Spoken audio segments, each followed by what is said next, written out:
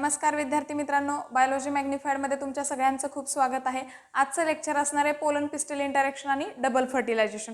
Basically double fertilisation समजणं खूप important आहे, कारण त्याच्यानंतर तुम्हाला एम्ब्रियो समजणार आहे, एंडोस्पर्म समजणार आहे, सीड आणि फ्रूट फॉर्मेशन या सगळ्याचा बेस हा आहे। सो इम्पॉर्टंट पॉइंट आहे आणि खूप सारे प्रश्न मुळात याच्यावरती आलेले आहेत।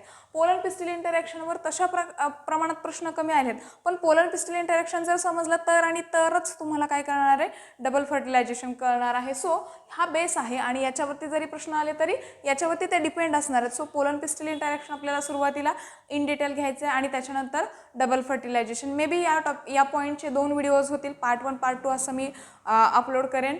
सो या लेक्चरची PDF किंवा प्रत्येक लेक्चरची PDF तुम्हाला हवी असेल तर आपला टेलिग्राम ग्रुप आहे, तो टेलिग्राम ग्रुप जॉईन करा, ज्याची लिंक मी डिस्क्रिप्शन बॉक्समध्ये दिलेली आहे। मग आता आपण सुरुवात करूयात आपल्या व्हिडिओला। आता पोलन पिस्टिल इंटरॅक्शन हे सुरू कुठं होतं, पॉलिनेशनला सुरू होतं। मग आता बेसिकली पॉलिनेशन म्हणजे काय, तर तुमचा जो स्टिग्मा आहे, तुमचा काय आहे, स्टिग्मा आहे, त्याच्यानंतर खाली काय असणार आहे, तुमची स्टाईल असणार आहे, खाली ओहरी। आता आपल्याला काय इम्पॉर्टंट आहे, फक्त स्टिग्मा इम्पॉर्टंट आहे। हा स्टिग्मा आहे, याच्यावरती काय होणार आहे, तुमचा पोलन ग्रेन डिपॉझिट होणार आहे। म्हणजे deposition of pollen grain on stigma is called pollination. पॉलिनेशनचं आपलं डिटेल लेक्चर झालेलं आहे, ज्यांनी ते लेक्चर नाही बघितलं त्यांनी ते व्यवस्थित बघून घ्या। तर हा तुमचा काय असणार आहे, पोलन ग्रेन असणार आहे। हा काय आहे, तुमचा पोलन ग्रेन असणार आहे। त्याचा बाहेरचा इंटाइन लेयर आहे, बाहेरचा एक्झान आहे, आतमधला इंटाइन लेयर आहे आणि ही तुमची काय आहे, स्टिग्मा आहे। ठीक आहे, स्टिग्मावरती पोलन ग्रेन डिपॉझिट झाला। आता हे पॉलिनेशन झालं। मग प्रत्येक वेळी पॉलिनेशन तुम्हाला हे गॅरंटी देत नाही की राईट टाईपचा कंपॅटिबल, राईट ऑर कंपॅटिबल टाईपचाच काय असेल तुमचा पोलन ग्रेन इथं डिपॉझिट होईलच, राईट ऑर कंपॅटिबल। कंपॅटिबल म्हणजे कसं असणार आहे, त्याला मॅच होणार आहे, जेनेटिक कॉम्बिनेशन त्यांचं मॅच झालं पाहिजे आणि तो सेम स्पेसिसचा असला पाहिजे, इंट्रास्पेसिफिक। ठीक आहे, मग पॉलिनेशन काय करणार आहे, कुठला पण पोलन ग्रेन इथं आणू शकता। मग रॉंग टाईपचा पण येऊ शकतो, दॅट इज तुमचा इनकम्पॅटिबल पोलन ग्रेन इथं येऊ शकतो। आता मग हा रॉंग आहे की राईट आहे, प्रत्येकच पोलन ग्रेन जर काय झाला, इथं जर्मिनेट झाला, काय झाला, प्रत्येकच पोलन ग्रेन जर जर्मिनेट झाला आणि अशी पोलन ट्यूब तयार झाली तर उपयोग आहे का, नाही, बरोबर की नाही। मग हा राईट आहे की रॉंग आहे, म्हणजे हे जे पोलन जर्मिनेशन होणार आहे, ही पोलन ट्यूब जी जर्मिनेट होणार, पोलन ट्यूब तयार होणार आहे, दॅट इज तुमचा काय होणार आहे, पोलन जर्मिनेट होणार आहे। हे डिपेंड कुणावरती आहे किंवा हे ठरवतं कोण, तर तुमचा हा कोण ठरवतो, स्टिग्मा ठरवतो। मग या स्टिग्माकडं ही ॲबिलिटी आहे कशाची, तर रेकग्नाइज करण्याची। पोलन ग्रेन तुमचा राईट आहे, कंपॅटिबल आहे किंवा नाही, हे रेकग्नाइज करण्याची ॲबिलिटी कुणाकडे आहे, स्टिग्माकडे आहे। ओके, मग हा स्टिग्मा ठरवणार आहे। मग हे पॉलिनेशनपासून हे स्टार्ट इव्हेंट होतात आणि फर्टिलायझेशन म्हणजे बेसिकली सिनगॅमीपर्यंत हे इव्हेंट काय होतात, किंवा ओव्ह्यूलमध्ये पोलन ट्यूबची एंट्री, हे स्टेप बाय स्टेप आपण सगळं बघणार आहोत। इथंपर्यंत हा काय आहेत, हे जे मधले इव्हेंट्स आहेत, that is pollen pistil interaction. मग हे इंटरॅक्शन कुणामधलं आहे, interaction between pollen and pistil, किंवा स्टेट बोर्डच्या बुकमध्ये स्पोरोफायटिक टिश्यू त्याला म्हटलेलं आहे, स्पोरोफायटिक टिश्यू किंवा पिस्टिल म्हटलंय। मग पोलन आणि पिस्टिलमधलं जे इंटरॅक्शन आहे इथं यांच्यामधलं, ते म्हणजे काय असणार आहे, पोलन पिस्टिल इंटरॅक्शन। आता आपण बघितलं या स्टिग्माकडे काय आहे, ॲबिलिटी आहे की तो राईट आहे, कंपॅटिबल आहे की रॉंग आहे। मग तो सुरुवातीला काय करणार आहे, पहिली तर स्टेप काय येणार आहे, रेकग्निशन येणार आहे, म्हणजे तो रेकग्नाइज करेल योग्य आहे किंवा नाही आहे, आणि जर तो योग्य असला तर त्याला प्रमोट करणार आहे। जर तो राईट असेल तर प्रमोट केलं, म्हणजे जर्मिनेट व्हायला काय करणार आहे, त्याला प्रमोशन करणार आहे, त्याचं प्रमोट करणार आहे। आणि जर तो दुसऱ्या स्पेसिसचा असेल, जर तो इनकम्पॅटिबल असेल, जर तो रॉंग असेल तर मात्र काय केलं जाणार आहे, त्याचं जर्मिनेशन होऊ दिलं जाणार नाही, दॅट इज त्याचं इनहिबिशन केलं जाईल। ठीक आहे, मग जर आता बघा, आता आपली ही कंडिशन प्रमोशन द्यायचं आहे, म्हणजे बेसिकली काय आहे, तो राईट आहे। जर राईट आहे तर काय होतं, मग पोलन जर्मिनेट होतं। आता हे पोलन जर्मिनेट होतो कसा, आता बघा याच्यामध्ये ना आपल्याला माहिती आहे की मी इथल्या इथंच फक्त 2 काय करते, पोलन जर्म पोर काढते। तर हे जे आहेत हे काय आहे सांगा, जर्म पोर। आपण पोलन ग्रेनच्या स्ट्रक्चरमध्ये हे डिटेल बघितलेलं आहे। जर्म पोर म्हणजे जिथं एक्झाईनचा लेअर तुमचा थिन असतो, जिथं तो कमी असतो। ठीक आहे, मग याच्यामध्ये काय होत असतं, तर या जर्म पोरमधून याच्यामध्ये काय होतं, शुगर अँड वॉटर काय ॲब्झॉर्ब होतं, लक्षात ठेवा। हा जर कंपॅटिबल असेल तर शुगर आणि वॉटर या 2 गोष्टी काय होणार आहेत याच्यामधून, कुठं, स्टिग्मामधून, या स्टिग्मामधून काय होणार आहेत, या ॲब्झॉर्ब केल्या जाणार आहेत। कुठे ॲब्झॉर्ब केल्या जातील, तुमच्या पोलन ग्रेनमध्ये ॲब्झॉर्ब केले जातील. मग मला सांगा आतमध्ये आता बलून आहे, फुगा आहे, त्यात जर हवा भरली तर तो काय करतो, एक्सपांड होतो. तसंच याचं पण होतं. वॉटर आणि शुगर कंटेंट आतमध्ये गेल्यामुळं इंटायनवरती काय होतं, प्रेशर क्रिएट होतं. इंटायनवरती काय प्रेशर होतं, प्रेशर क्रिएट होतं. आणि हा जो इंटायन आहे हा काय आहे, आता हे बाकी इकडचं जंपवर मी हां, तर याच्यावरती प्रेशर क्रिएट होतं आणि मग हा काय होतो, असं बल्ज आउट होतो. म्हणजे इंटायन जो लेअर आहे तो असा फुगतो आणि पोलन ट्यूब तयार होते. काय तयार होते, तुमची पोलन ट्यूब तयार होते. आणि ही पोलन ट्यूब तयार होणं म्हणजेच formation of pollen tube, formation of pollen tube म्हणजेच तुमचं काय आहे सांगा, पोलन जर्मिनेशन. काय आहे, पोलन जर्मिनेशन. आणि तुमच्या लक्षात यायला पाहिजे की पोलन जर्मिनेशन हे राईट पोलन ग्रेनचंच होणार आहे. जर्मिनेट पोलन तोच होणार आहे जो कंपॅटिबल असणार आहे, जो इंट्रास्पेसिफिक आहे. इंट्रास्पेसिफिक म्हणजे कसा, इंटरस्पेसिफिक आणि इंट्रास्पेसिफिक. इंट्रा म्हणजे सिमिलर, इंटर म्हणजे दुसरा, अदर. मग इंट्रा म्हणजे सेम स्पेसिसचाच काय होणार आहे, पोलन ग्रेन तिथं जर्मिनेट केला जाणार आहे बाय स्टिग्मा. इथपर्यंत लक्षात आलं. आता हा जो पोलन ग्रेन आहे इथं जेव्हा शेड झाला म्हणजे काय झाला, इथं जेव्हा डिपॉझिट झाला त्यावेळी मेजॉरिटी ऑफ द अँजिओस्पर्ममधला काय होतो सांगा, 2 सेल्ड पोलन ग्रेन असतो. कसा असतो, 2 सेल्ड. मग 2 सेल्ड पोलनमध्ये काय काय असतं सांगा, एकतर तुमची काय असते, व्हेजिटेटिव्ह सेल असते आणि दुसरी काय असते, जनरेटिव्ह सेल असते. व्हेजिटेटिव्ह सेल किंवा याला ट्यूब सेल असं सुद्धा म्हटलं जातं. मग लार्ज काय असते तुमची, बघा ही कशी कंडिशन असते, ही तुमची लार्ज काय आहे, व्हेजिटेटिव्ह सेल आहे, याचा हा न्यूक्लियस आहे. आणि तुमची छोटीशी अशी काय असते, जनरेटिव्ह सेल असते. हे 2 सेल पोलन ग्रेन झाला. ठीक आहे.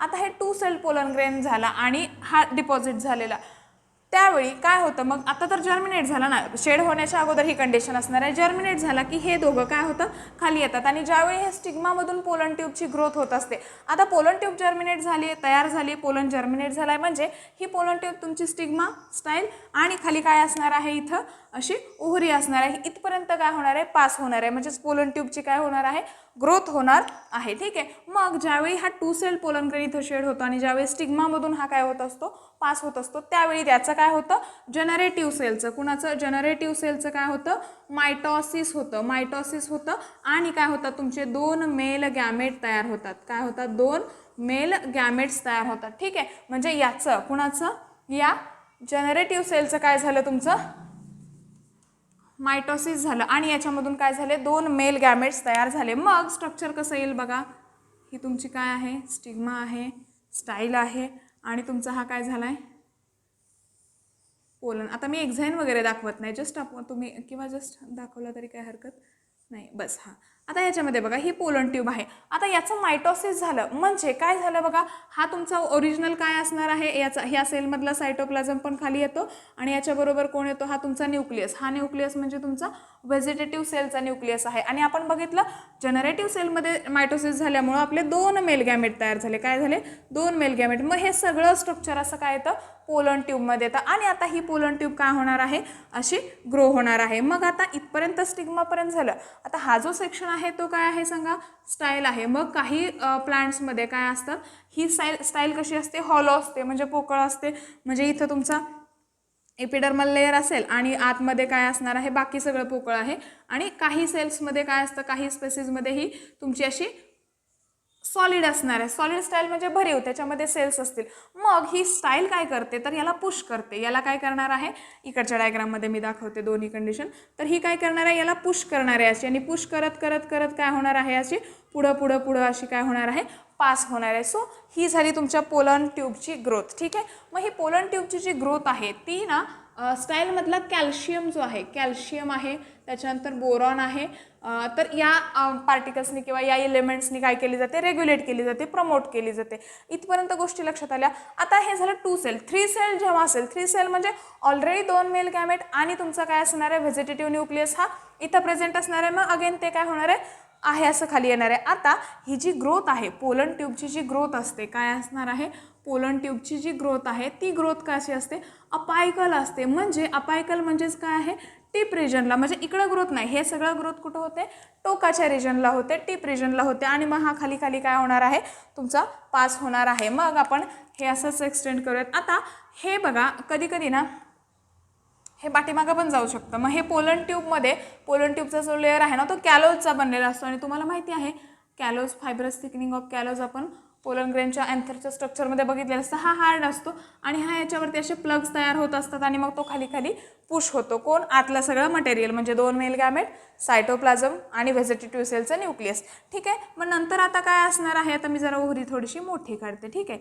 आणि याच्यामध्ये आपल्याला ओव्हल पण दाखवायचं आहे. ही पोलन ट्यूब अशी काय होणार आहे, खाली येणार आहे. कुठं येणार आहे? खाली येणार आहे.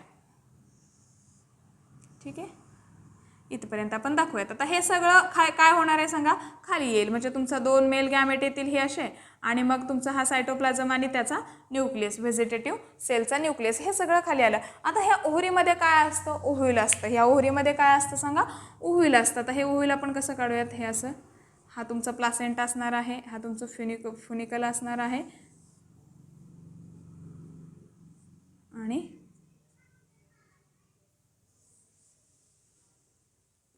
जस्ट वेट, थोडंसं आपल्याला हे तिरपं दाखवूयात आपण. म्हणजे हां, तर हे काय असणार आहे असं तुमचं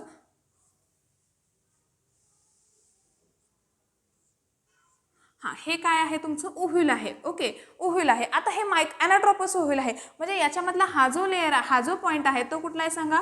मायक्रोपाईल आहे. तो कुठला पॉईंट आहे? मायक्रोपाईल. हा एंड आहे तो चलाजल एंड आहे आणि हे सगळं ओव्ह्यूल आहे. हा बेस आहे चलाजलचा, चलाजल एंड म्हणजेच बेस. हे झालं तुमचं स्ट्रक्चर ओव्ह्यूलचं. आता ही पोलन ट्यूब एंटर करणार आहे. ही एंटर करणार आहे, पण ह्या ओव्ह्यूलमध्ये एंट्री करताना त्याचे काही वेज आहेत. म्हणजे कुठल्या कुठल्या पॉईंटवरून एंट्री करते असे त्याचे 4 पॉईंट्स आहेत, ते आपल्याला बघायचे आहेत. आता हे जे 4 पाथवेज आहेत, म्हणजे पाथवेज म्हणजे बेसिकली ही पोलन ट्यूब करणार आहे एंटर इथूनच मायक्रोपायलर एंडमधूनच, पण कधी कधी आहे अशी पोलन ट्यूब इथं येते, परत इकडून येते, कधी इकडून येते, म्हणजे मायक्रोपायलरमधून इंटेग्युमेंट्समध्ये. हे आपल्याला नेक्स्ट व्हिडिओमध्ये बघायचं आहे. इथपर्यंत आपण हे थांबूयात. म्हणजे बेसिकली आता आपण काय बघितलेलं आहे? पोलन पिस्टिल इंटरॅक्शन मायक्रोपाईलपर्यंत. म्हणजे जर आपण असं कन्सिडर केलं की ही ट्यूब अशी काय होणार आहे, ग्रो होऊन काय येणार आहे तुमच्या मायक्रोपायलर एंडमधून, ही अशी काय होणार आहे, आतमध्ये येणार आहे. इथपर्यंतचा पार्ट आपण बघितलेला आहे. काय केलेलं आहे? इथपर्यंतचा पार्ट बघितलेला आहे. त्याच्यानंतर आता आतमध्ये आली, ॲनाट्रोपस ओव्ह्यूलमध्ये आली. म्हणजे याच्या आतमध्ये काय असणार आहे? तुमची एम्ब्रिओ सॅक असणार आहे. इथे 1 सेल, 2 सिनर्जिड्स, सेकंडरी न्यूक्लियस आणि इथल्या 3 अँटीपोडल्स. तर ह्या एम्ब्रिओ सॅकमध्ये तुमची पोलन ट्यूब कशी एंटर करते आणि मग फर्टिलायझेशन आणि बेसिकली पुन्हा ट्रिपल फ्युजन म्हणजेच डबल फर्टिलायझेशन कसं होतं हे आपल्याला नेक्स्ट व्हिडिओमध्ये बघायचं आहे. तोपर्यंत तुम्ही आपल्या चॅनलला सबस्क्राईब करून ठेवा आणि बेल आयकॉनसुद्धा प्रेस करा, जेणेकरून अपकमिंग व्हिडिओचं नोटिफिकेशन सगळ्यात पहिल्यांदा तुम्हाला मिळेल. आणि लेक्चरची PDF हवी असेल तर टेलिग्राम ग्रुप डिस्क्रिप्शन बॉक्समध्ये दिलेला आहे, तो नक्की जॉईन करा आणि आपला चॅनल तुमच्या मित्रांमध्ये शेअरसुद्धा करा. थँक्यू.